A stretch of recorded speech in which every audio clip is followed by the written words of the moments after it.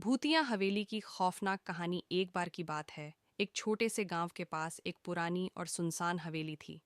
लोग कहते थे कि उस हवेली में एक आत्मा का वास है जो हर रात चीखती और रोती थी। उस जगह से गुजरते हुए किसी की भी हिम्मत नहीं होती थी। गांव के एक युवक राहुल को भूत प्रेत पर विश्वास नहीं था।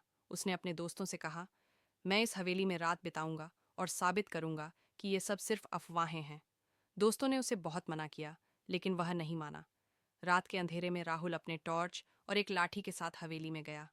जैसे ही उसने हवेली का दरवाजा खोला, एक ठंडी हवा का झोंका आया।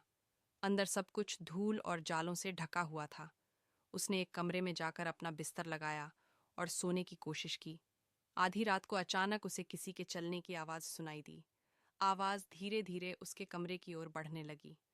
राहुल ने टॉर्च जलाकर देखा, लेकिन कुछ नहीं दिखा। उसने सोचा कि ये उसकी कल्पना है और वह फिर सोने की कोशिश करने लगा।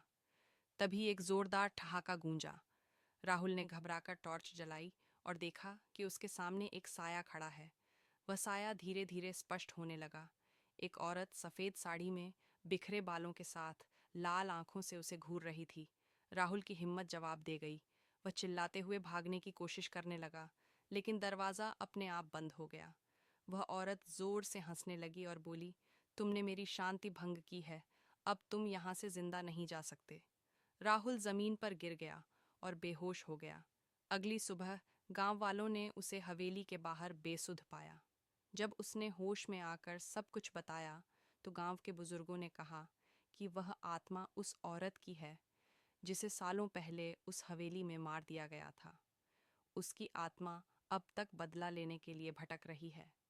उस दिन के बाद राहुल ने कभी उस हवेली का नाम नहीं लिया और गांव वालों ने वहां जाना पूरी तरह बंद कर दिया।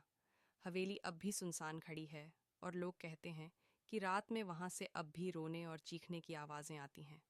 कहानी खत्म, डर खत्म नहीं,